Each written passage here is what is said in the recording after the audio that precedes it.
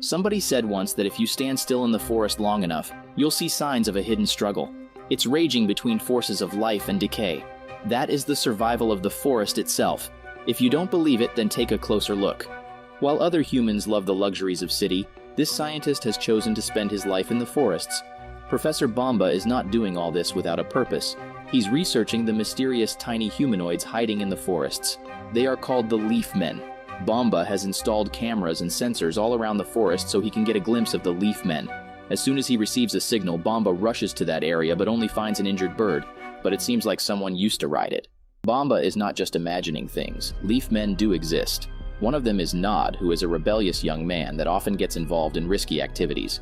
His guardian is a warrior named Ronan, who often stops Nod from fooling around, but Nod doesn't listen anymore. Meanwhile, another person is coming to visit the mysterious forest. It's a young girl named Mary Catherine, nicknamed MK. Her mother died recently, and her wish was to reunite MK with her father Bomba. MK stops at her father's house, which looks like it's going to fall apart any time. MK steps in and starts looking for Bomba, but he is busy in his research. He gets surprised to see her daughter, and takes her to the room while their old dog Ozzy follows them. MK's room hasn't changed after she left as a kid. She wants to have a relaxing conversation with her father, but Bomba receives a signal from his sensors and rushes to check it out. Today is a special day. It's going to be the full moon and the summer solstice together, which only happens after hundreds of years. It's an important day for Leaf Men, as the next heir will be chosen today. Ronan reaches the palace to inform Queen Tara about today's ceremony. Their enemy, the Boggans, have crossed the borders, which has raised security threats. They are after the queen because she has the power to keep the forest alive. Ronan is really worried for her and advises her not to step outside. The heir will be born through a flower pod chosen by the queen, but Ronan suggests that Tara stays hidden while the soldiers bring the pod to her. Tara refuses to do so, as the pod must be chosen specifically by herself. This day comes after hundreds of years, so they can't lose this chance just because of the Boggans. Meanwhile, Mandrake, the ruler of the Boggans, is planning to destroy the Leaf Men's ceremony.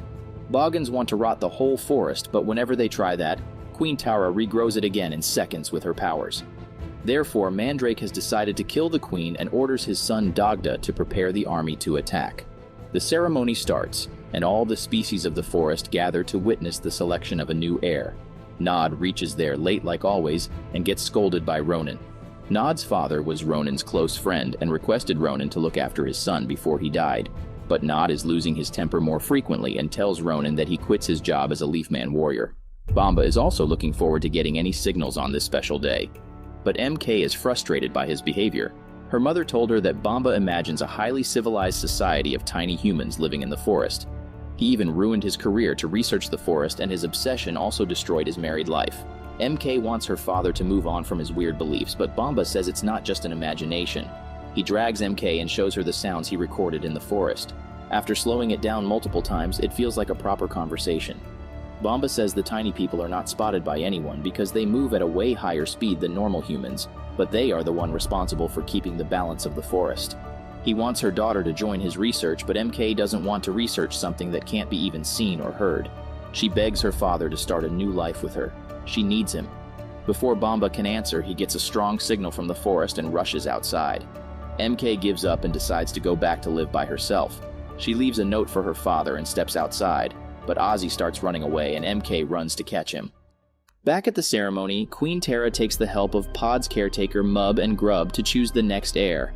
Tara makes her choice with her internal feelings and gives the pod her powers so it can grow into the next life of the forest. The beautiful moment is ruined by the sudden attack of the Boggans. The Leafmen get in positions to save the audience and especially the queen. The Boggans destroy the queen's carriage and she has to use her powers to drive away the enemies. The warriors come to get her, but she orders them to save others while she distracts the Boggans. Mandrake decides to go after the queen himself, but Ronan reaches there to save her. They get continually attacked by arrows and unfortunately one of them hits the queen. She falls down where MK is looking for her dog. Suddenly MK shrinks and becomes a tiny human. Without thinking much, she rushes to help Tara. The queen gives her pod and tells her to take it to Nimgalu.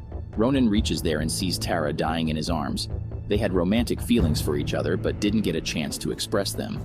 Ronan has no time to moan because he must take care of the next heir. He doesn't know much about the pod, but Nimgalu is a scroll keeper with lots of knowledge, so he might know more. That's why the queen mentioned him. Mub and Grub join him too, as they are the official caretakers of the pod.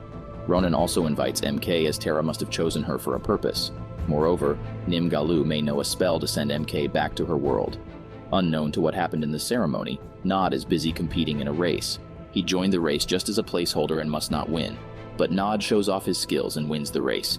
Mr. Bufo, who fixed the race, scolds Nod for drifting away from the plan. He orders his men to punish Nod, but Ronan comes to rescue him. He tells him all about what happened in the ceremony and the Queen's death, while Mr. Bufo is eavesdropping on them.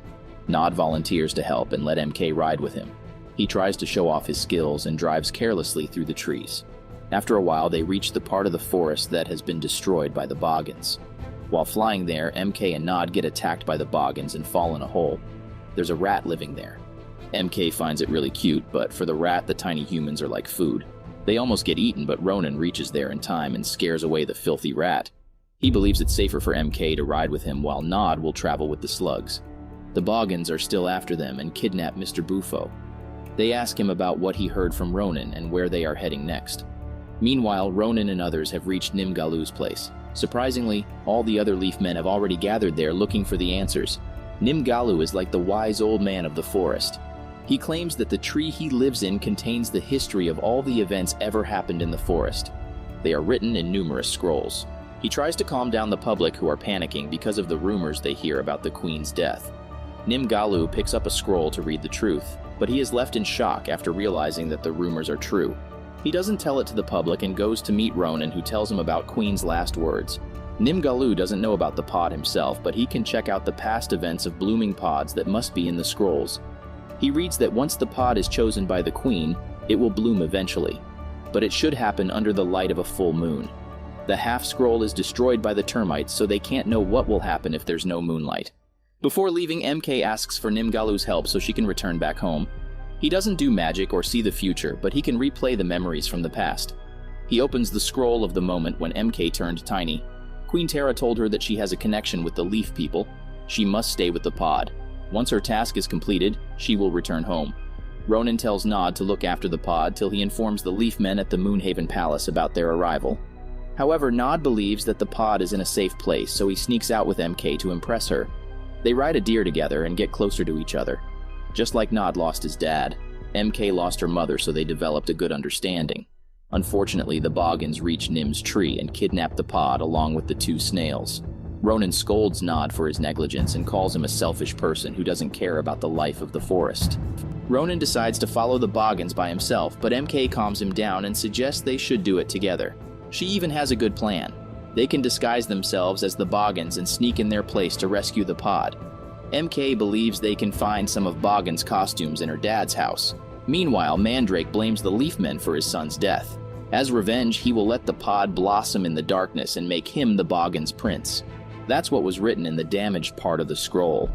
Leafmen must hurry to save their lives. MK finds a bunch of insect parts his father has collected. They can be used to look like Boggans. Nod and Ronan recognize Bomba because they have seen him in the forest. They start making fun of Bomba because of his slow speed compared to their own. They also mock the old scientist who will never be able to find the Leafmen as they keep distracting him to the wrong places. MK feels really bad and reveals that Bomba is her father. She further proceeds to grab Bomba's attention to let him know that he was right. Suddenly, Ozzy attacks them out of nowhere, and Bomba notices them too. He runs around with a vacuum machine to catch them. Ronan and Nod run away, but MK gets caught. However, Bomba faints in shock after seeing his own daughter. Before leaving, MK marks Moonhaven's location on the map. They disguise themselves as Boggans and enter their place. Ronan distracts the guards while Nod and MK rescue the pod. Mandrake spots them and calls his army. Ronan sacrifices himself and tells Nod and MK to run away with the pod. They fly to Moonhaven, where all the preparations have already been done. The pod is placed under moonlight, but suddenly it starts getting interrupted. The Boggans are blocking the moonlight. Nod wears the warrior uniform and leads the army in place of Ronan. MK wants to help, but Nim asks her why she wants to sacrifice everything for a world she can't even see. This reminds her of her father, who sacrificed everything to discover a world he couldn't see. She rushes to get his help and finds the cameras. Bomba has woken up, but he assumes that everything was a dream. He lost his wife and his daughter for the sake of worthless research. Thinking this, Bomba turns off all of his monitors without realizing that her daughter is calling him. But then, he notices the mark on the map and realizes that he wasn't dreaming. He rushes to Moonhaven and meets his daughter. However, he is too stunned to listen or speak. MK pulls out his phone and turns on a video of bats. This distracts the Boggans and they run after Bomba. Ronan is still alive and he stands beside Nod to knock off Mandrake. The pod blooms under full moonlight and chooses a young citizen as the next queen.